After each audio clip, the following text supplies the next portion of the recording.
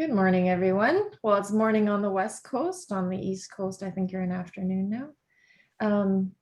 Welcome to another session from Brooklyn Marx. Yesterday's was amazing and very informative and helpful. And, we know that this is going to be another one that's going to be helping all the caregivers. So with that, I'd like to welcome Brooklyn and say thank you for coming for another session, spending your time and love for our community.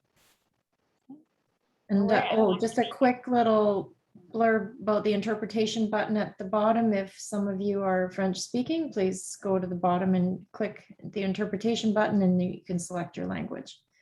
All right, thank you so much. And I hand it over to you, Brooklyn. Awesome. All right, I'm going to share my screen really quick.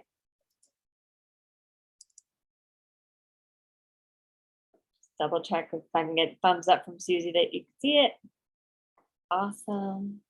All right, well, yes, thank you, Susie and Rob and everyone for being here. I'm really looking forward to talking to you all about taking care of you as a caregiver. Before I jump into the presentation, I just want to share that here SMA Canada is offering therapy boxes for registered members who are 15 years of age or older. If you're registered, you will be able to get one of these boxes that will have a bunch of different tools that can help you with your mental and physical health. All you have to do is make sure that you're registered on the Cure SMA website, curesma.ca. And these boxes are being offered in conjunction with the conference and the therapeutic sessions that we've had from both myself and also Juliana's workshop. So make sure that you are registered on the website, even if you've been registered for a long time. Cure SMA Canada has a new system, and so it's helpful to just re-register, make sure that your registration is up to date so that you can access these goodies in the box. Okay, so before we jump into taking care of you as a caregiver, I just want to take a moment to introduce myself. Some of you might know me from the community and others might not. For those of you who attended my advocacy talk yesterday, hello again. My name is Brooklyn. I'm a disabled therapist living in Guelph, Ontario. I'm just finishing up my Master's of Arts in Counseling Psychology, and I'm working towards becoming a registered psychotherapist. Right now, I'm working as an intern at a local private practice. And so I have SMA type 2 and was diagnosed at the age of 18 months. My life experience with SMA has definitely shaped my passion for the work I'm doing as a therapist. It's led me to really want to work with individuals, families, and communities as they navigate different disability-related challenges like diagnosis, grief, medical trauma, advocacy, and also burnout, which is kind of ties in with what we're talking about today to take care of you as a caregiver. So for the structure of this kind of session, we're going to go through 4 different sections. The first one is going to look at the importance of self-care, why we need to engage in self-care activities, and how this can help not only ourselves, but also our families.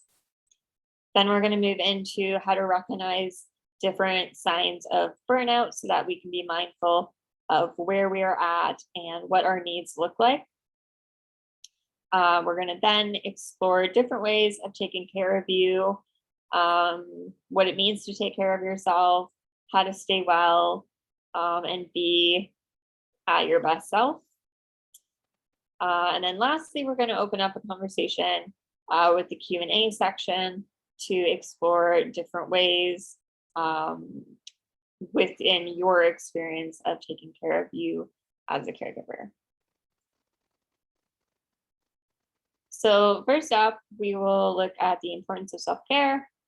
Self-care is something that pops up for a lot of people who have specific assumptions about what self-care is and why it may or may not work for them. So really, to start us off on the right foot. Hello? Oh, okay.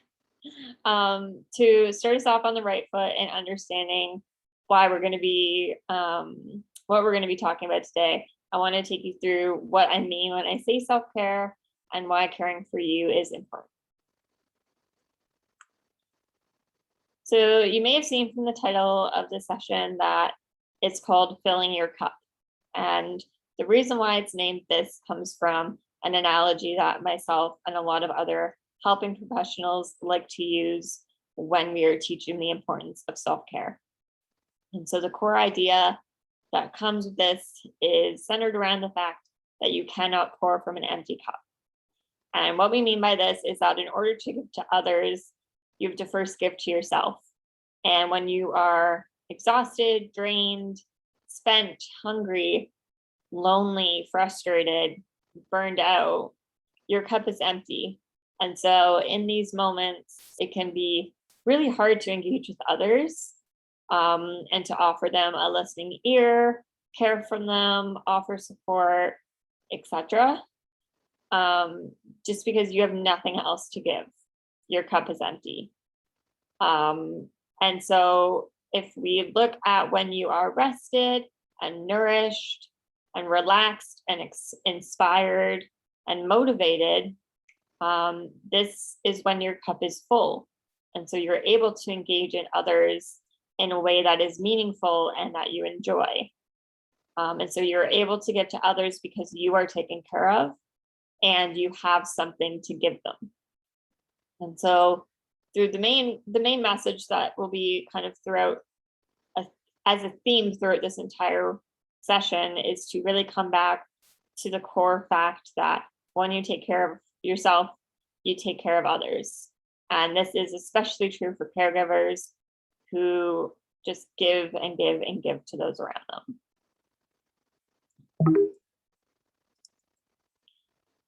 So most people hear self-care and a lot of different things come to mind. And so I want to go through some of the common myths and truths of self-care so that we're all on the same page about what this means. And so the first myth that I want to talk about is that self-care is seen as indulgent. So things like it's just bubble baths or candles, days off, things like this. And so while these things definitely can boost someone up, this is not as simple as what self-care actually is. And so the truth is that self-care is a practice that involves meaningful changes to your thoughts and behaviors that don't serve you. So it's looking at what you need in your life to feel good and what you can change in your life to better get your needs met. And so the second myth is that self-care is temporary or only a one-time experience. And so the reason I put this in here is that I often hear people saying that, viewing self-care as a spa day or an afternoon watching TV, and they kind of check off this task off their list of, oh, I did my self-care, I'm good now. And in actuality, self-care is an ongoing practice of building a life that is sustainable. And so for sure, going to the spa or spending a day watching TV may be something that does fill you up. And if that is the case, then that is great. But self-care is kind of more focused on structuring your life in a way that you can get your needs met consistently and also in a realistic way. So the third myth is that self-care takes too much time and it doesn't fit in if you are busy. And so this is something I hear from a lot of people, especially caregivers who put everyone else's needs first and never feel like they have the time to take care of themselves. And absolutely, it is really daunting to kind of see self-care as another thing on your list of things to do when your list is already full. But it's important to remind yourself that self-care is something that will give back much more than what it takes. And so self-care can be really small, and it doesn't have to necessarily be a big time commitment. We want to focus more on adding in small pockets of self-care throughout your day rather than seeing it as a big chore to do. And then the fourth myth, which is, I would argue is probably the most common, is that self-care is selfish. And I hear this a lot, especially from parents and caregivers. And it comes from this view that the needs of others must come first. And so there's this belief that taking time for yourself takes away from the time that you could be spending with others. And this is not necessarily the case. In fact, self-care doesn't just benefit you, but it actually benefits other people around you. And so when you're able to take care of yourself and make sure that you're engaging in self-care, you're more able to engage in meaningful ways, engage in meaningful activities that you do, and can spend more time with people around you that is fulfilling and be able to actually be present with them. And so it's almost like a time investment where if you invest in yourself, you will inevitably invest in those around you. And so by taking care of you, you're setting up yourself to be well and able to better take care of others around you.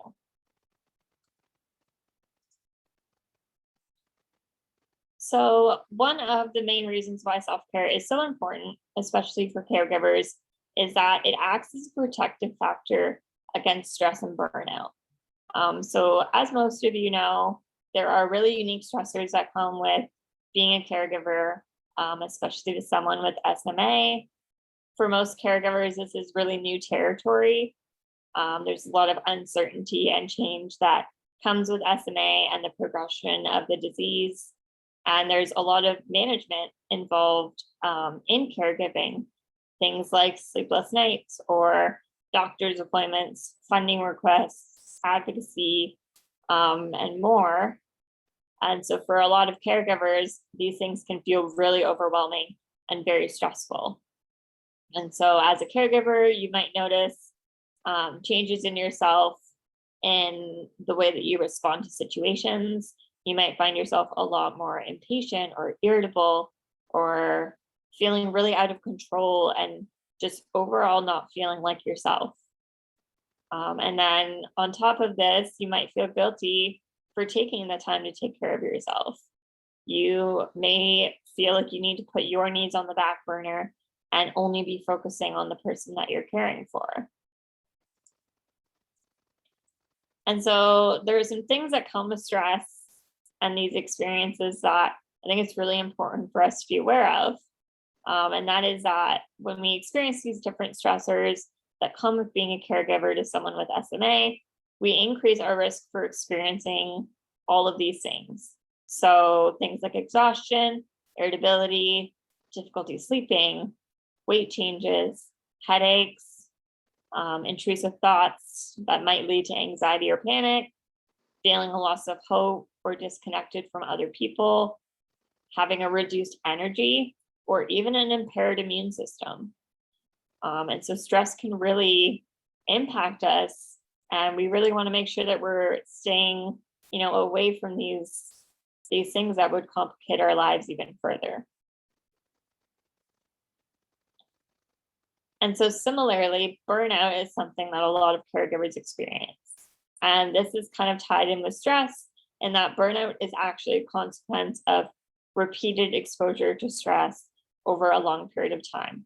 And so the odds are that as a caregiver with SMA, of someone with SMA, it's kind of going to be a long haul, and you might experience the stress repeatedly and consistently over a long period of time. And so it's really important to be aware that burnout might be a consequence of this. And so I also want to just distinguish the difference between stress and burnout, because sometimes people are really unsure about what the difference is. And so burnout differs from everyday stress in that it affects our emotional, physical, and spiritual sense of self. I've included a quote from Lipsy and Burke that I really feel is a good example of what the difference is between burnout and how it differs between burnout and stress. And so the quote reads that there's a difference between feeling tired because you put in a long, hard days of work and feeling fatigued in every cell of your being. So most of us have experienced a long day's work and the reward of hard-earned exhaustion. And that's one kind of tired. But the kind of tired that results from burnout is a bone tired, soul tired, heart tired kind of exhaustion.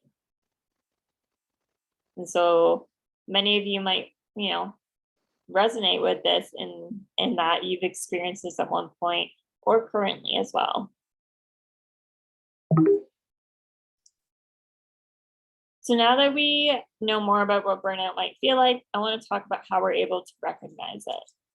And so naming the problem is one of the first steps in finding a solution to the problem.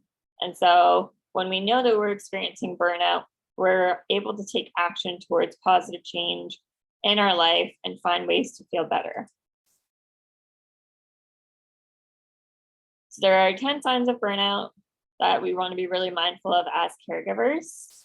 And so I'm going to go through each of these individually in more detail so you can recognize this if this is something you're experiencing. So the first sign of burnout that I want to talk about is physical exhaustion. And so this might look like waking up feeling exhausted, drinking coffee a lot because you just can't seem to get through the day without it, or feeling depleted of energy to do things that you would normally do without feeling depleted. And so this is a really common sign of burnout, and it gets ignored frequently. People usually chalk this up to not getting enough sleep or getting older.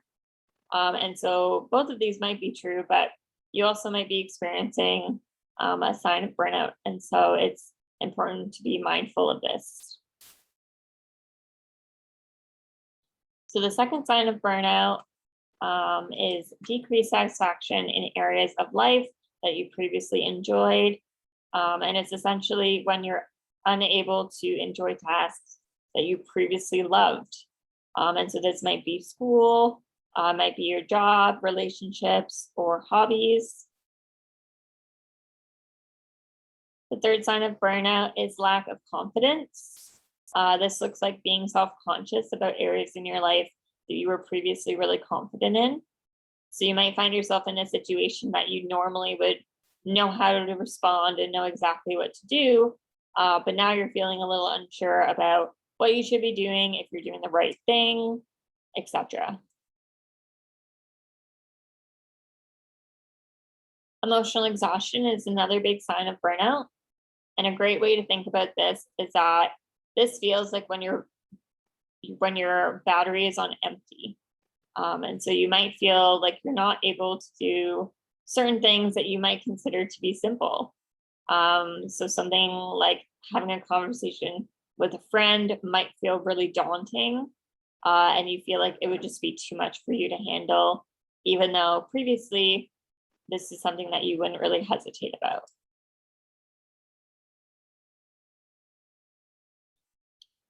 Fifth sign that I want to talk about is bitterness.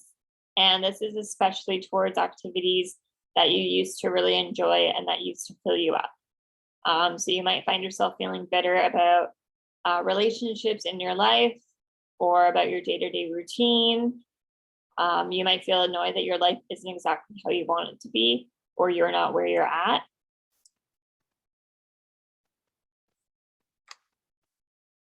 Sixth sign of burnout that I want to talk about is self-care.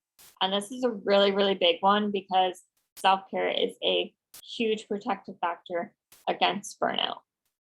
And this is because when you're not meeting your basic needs, like showering, sleeping, having proper meals, you're not able to get what you need throughout the day to keep your body well and to keep it safe. And so this might also look like not having energy for yourself, maybe not doing things that usually you would enjoy or that give you energy.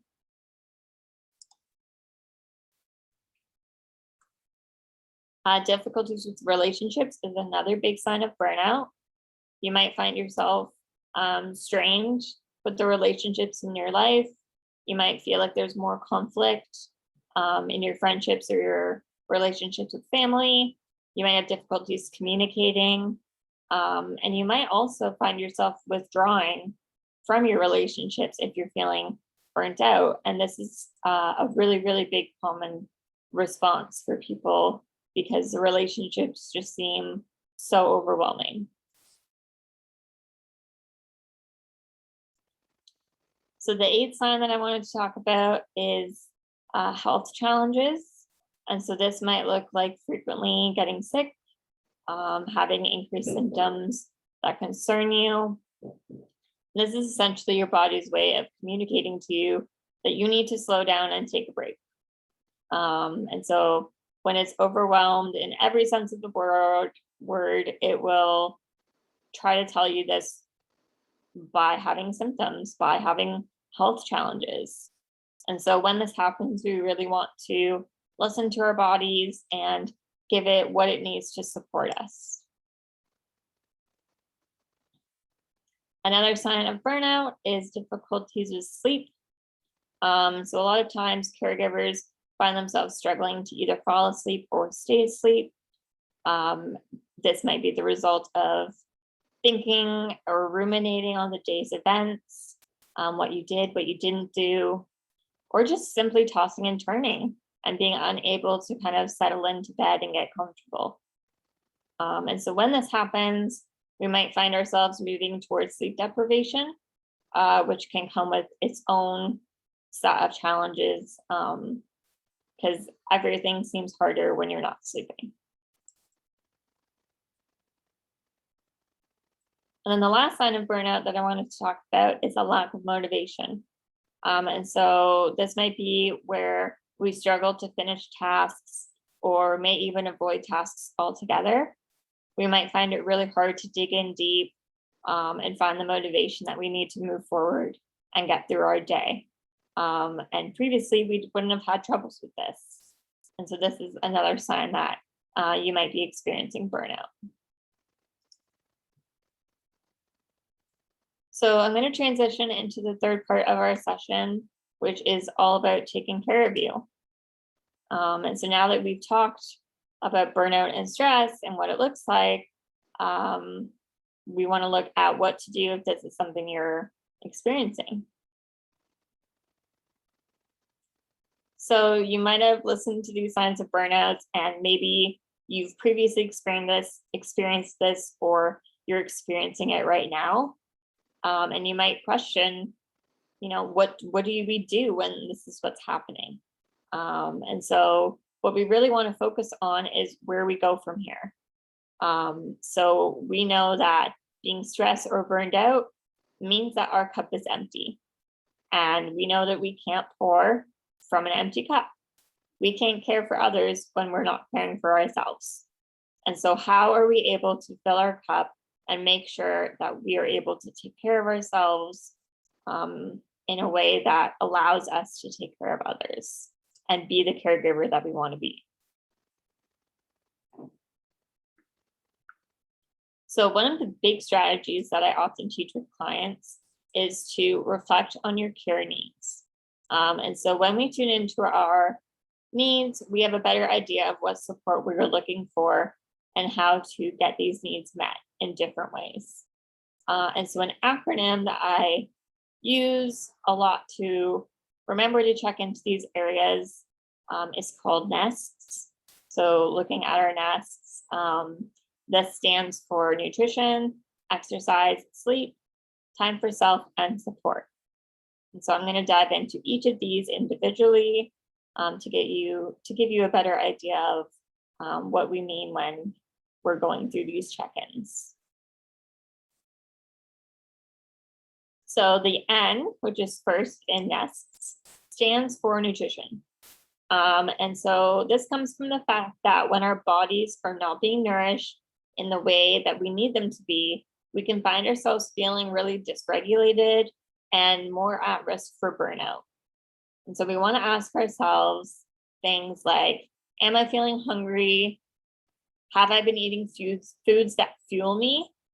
And when can I add in breaks throughout my day to get this nourishment? And so something that's really important to remember here that I want to mention is that when we're looking at nutrition, we're not looking at, you having to eat perfect, healthy, organic foods every meal of every day.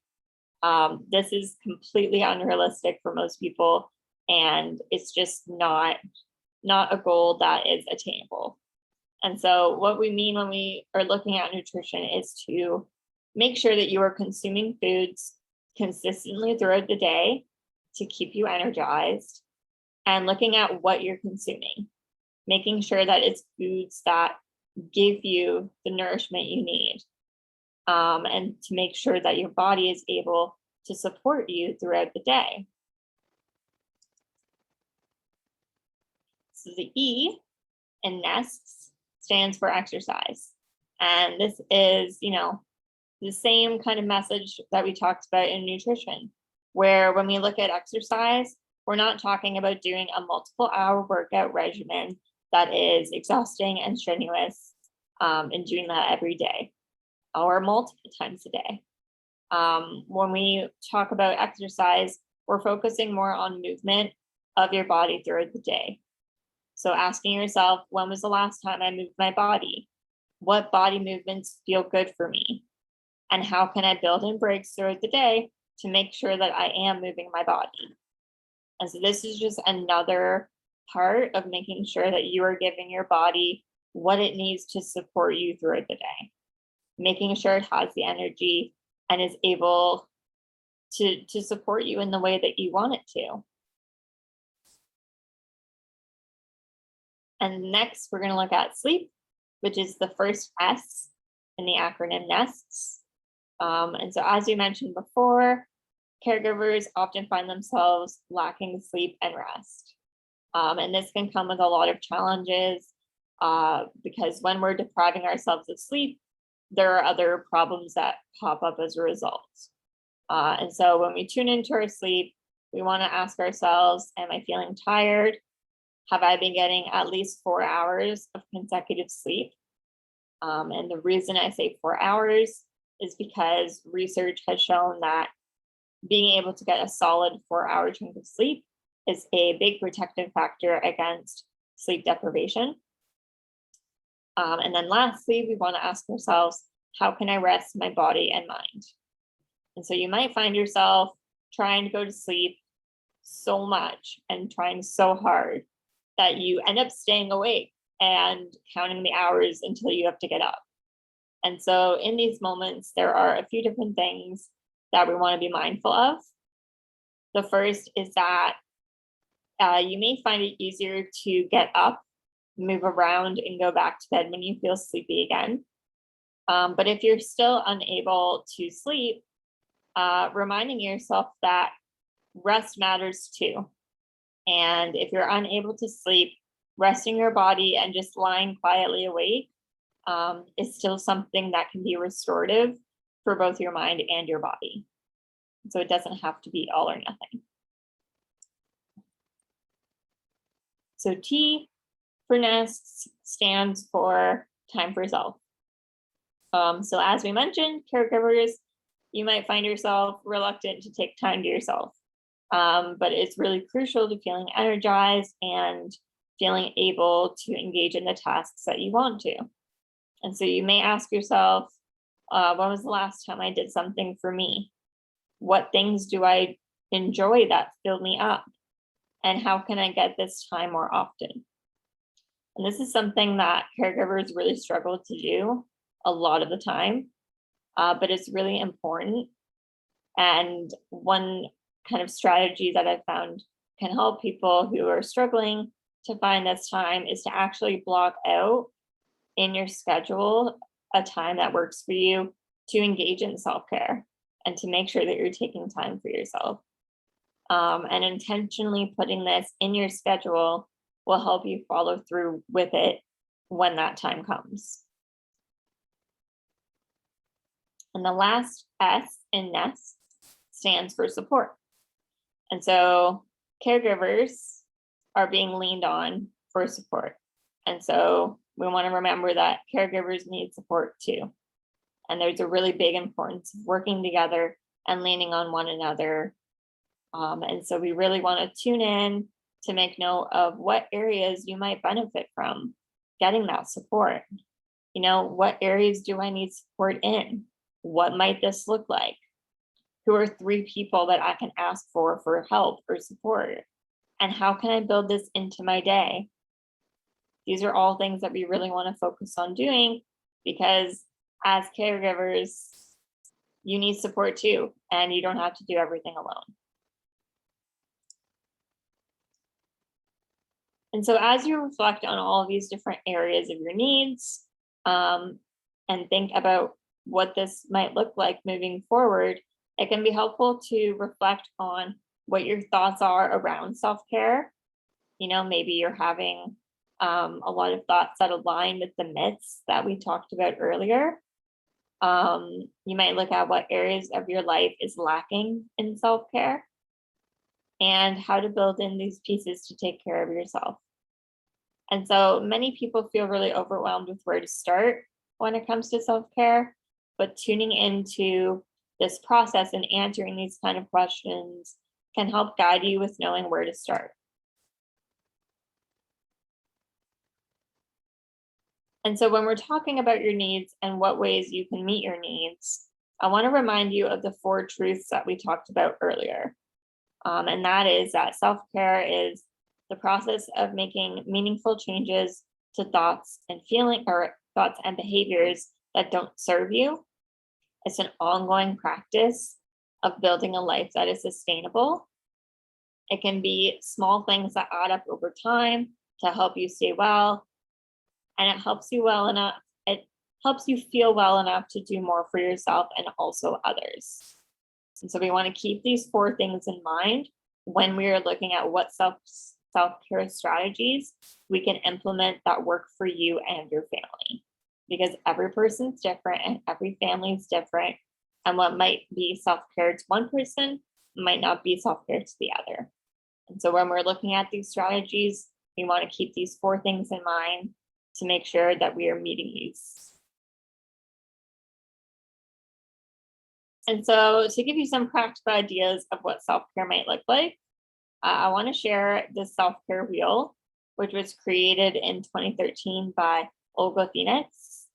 And so it covers 6 major areas of our life that we can implement comprehensive, empowering, and sustainable well-being tools. And so you can access this wheel. It's actually in a poster form, so you can print it off, put it around your house if this is something that you want to be reminded of.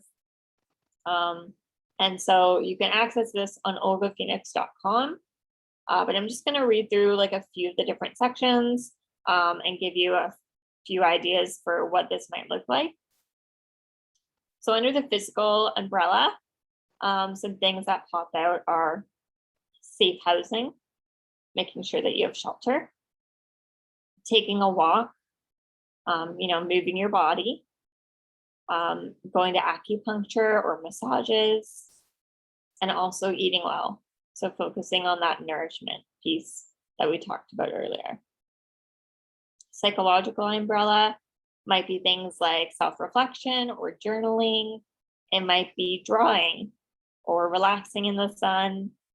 Maybe it's gardening or painting, or it might be going to therapy as well. Under emotional, it might be things like having affirmations or mantras.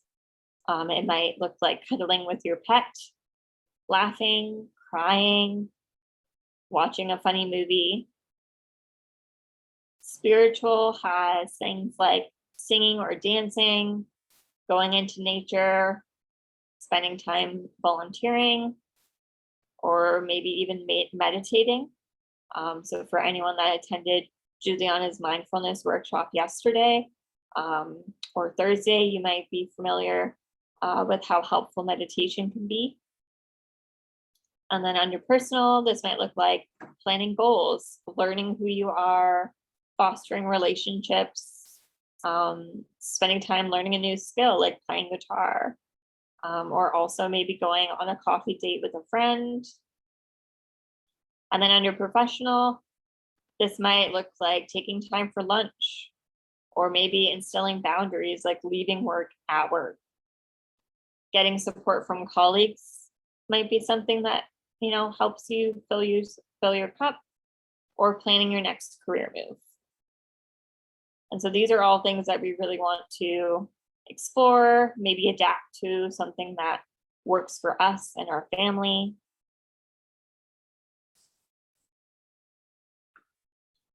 And then in addition to looking at our needs and all of these different strategies, I think it's also helpful to reflect on our values. And so when we're living a life that aligns with our values, we feel fulfilled because what we're doing is important to us and it matters to us. And so when we're not living a life that aligns with our values, we might find ourselves really struggling with this discrepancy and feeling resentment or bitterment towards it. And so from the research, it seems that most people report having about 5 to 7 core values that reflects who they are as a person, what gives them purpose, and these might be things that guide the decisions that they make in our lives.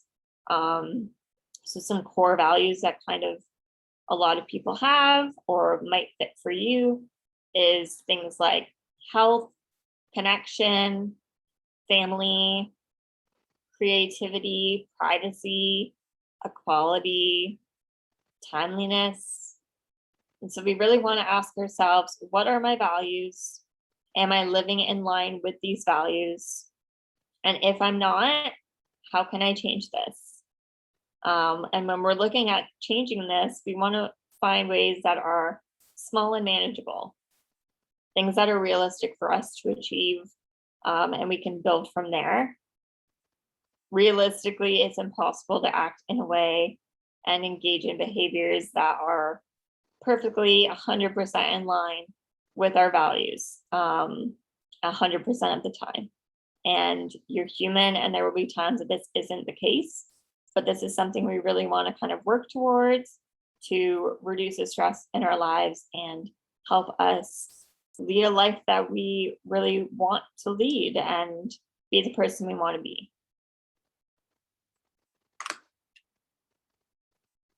So another part of taking care of you is just that realistic expectations for yourself. And this kind of aligns with building small, manageable goals and going from there. And so caregivers often find themselves feeling like they've failed when they're unable to do everything or do it all. And so from what I've seen, this has a lot to do with the expectations of being a caregiver that are, they might be unrealistic or unattainable, especially in the long term. And so it can be helpful to reflect on, what are my expectations for myself? Are these realistic and sustainable? Can this be a long-term situation? And what changes might better serve me? So this might look like reducing your responsibilities or asking for help from a trusted person, or even scheduling in more time for a task.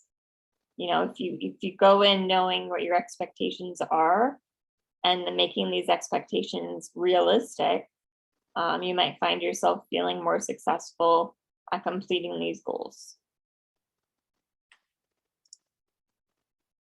And then the last piece of taking care of you that I want to discuss is leaning on each other.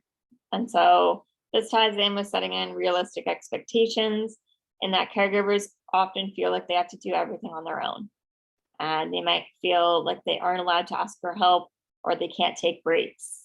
And the truth is that humans can't do it all by ourselves, and we were never meant to. The same goes for caregiving. it takes a village and you don't have to do everything on your own. And so some things that, might help you to lean on others is to explore how you feel about asking for help. Do you find yourself feeling like you can't ask for help because that makes you weak? Is that something that is realistic, or is that something, that you find yourself thinking, and you may not feel the same way if a friend were to ask for help? So making sure that we're assessing our critical thoughts and making sure that we're giving ourselves compassion and permission to ask for help and get that support that we need. You might also ask yourself, who are trusted people I can ask for support? You might list 3 to 5 people and write them down so if you need something, these are 3 to 5 people that you trust who you can call to help you and that will show up for you. And then also, how can I ask for help? A lot of the times people feel unsure about how to ask for help in a way that, is effective and doesn't feel, that feels good for them. And so we really want to find out what works for us as individuals and how we can ask for help in these moments.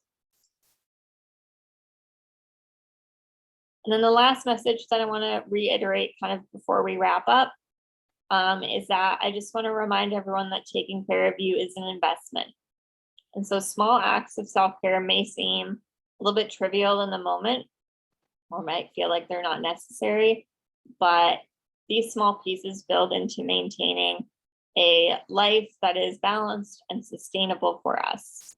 And so reminding yourself that you matter, that you taking care of you matters.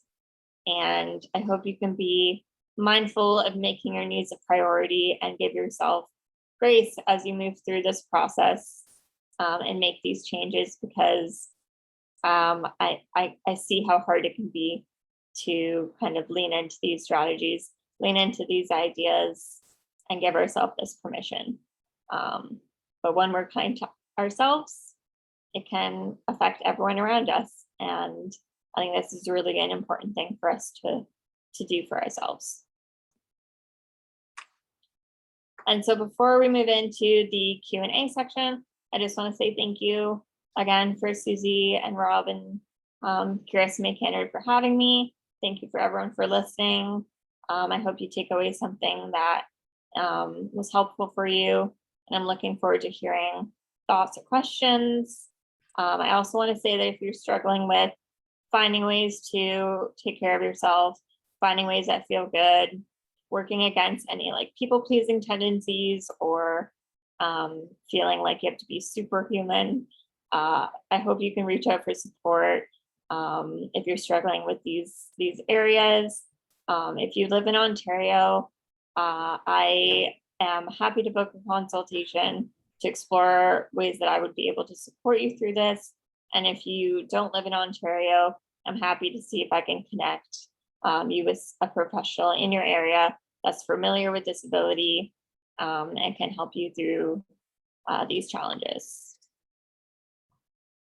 And that is all I have, but thank you again for having me and being here. Thank you so much, Brooklyn. It's wonderful to see, thoughts and feelings and experiences broken down like that to understand ourselves better. It's not a position any of us have chosen as caregivers. It's imposed upon us with the diagnosis of our child. And, I think that the biggest takeaway is, as you're running through all the have-tos, that time that you take out of it for yourself is so important. It feeds back to everybody you're caring for, and eventually you do hit the wall, and protecting yourself from that is so important. When Holly was young, diagnosed, people said, "Oh, I hope you're taking time for you." Oh yeah, but that didn't happen. And, the results are burnout and exhaustion. What is the feedback from other people? And if somebody would like to say something, just unmute yourself and go ahead and say something.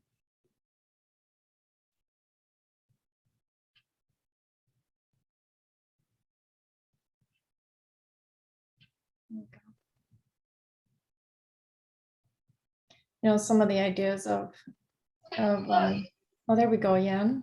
Go for it. I just want to say a big thank you for the presentation. It's kind of emotional engineering. I really find the information like too simple, step by step. So thank for all the cue you give to us. I will keep it and use it and put it in practice. Thank you, Yan. Safa, go right ahead. Hello, thank you so much for this valuable information. You really put out everything that I am facing out in simple words. So yeah, I did face in a period of my life like burnout because I put myself under too much stress, but right now I do know how to take care of myself better. Thank you so much for that. I'm so glad to hear that. Yeah, Safa, that's wonderful. You know, that is exactly what we were hoping that people would take away from this, whether they're here in person or watching the recording, that you take away that it's okay. It's okay to not be perfect in all that you do. It's okay to table something at the back of the burner. It's okay to have toys all over the floor and step over it and go and just relax and sit on that couch. There's so much stress in life and there's so many have-tos, and does it matter that the toys are laying there for another day or that the dishes aren't washed and put in the cupboard? It really doesn't matter. What matters is your health, and the mental health. It definitely affects your physical health. And it's okay to ask for help. It's okay to reach out and talk to other parents that are also in the same position. If anybody is interested, they can reach out to SMA Canada and we can connect you with a peer supporter. We do it all the time. Somebody that's in the same shoes as you, maybe a little ahead or maybe along the same path. And you know, if you're connected with somebody that's in your shoes, it's so much more filling when they tell you, hey, I've gone through that, this is what I did, or just even to just talk to someone who understands completely. Family, friends, they all care deeply, but nobody really understands like somebody that's walking in your shoes along with you. And it's so important for your own health. Does anybody have any other questions or comments for Brooklyn?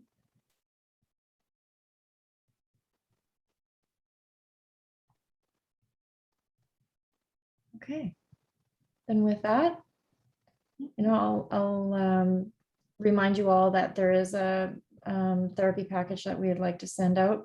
If you're not 15 and over and will receive it automatically, please contact us and we'll happily send you one too.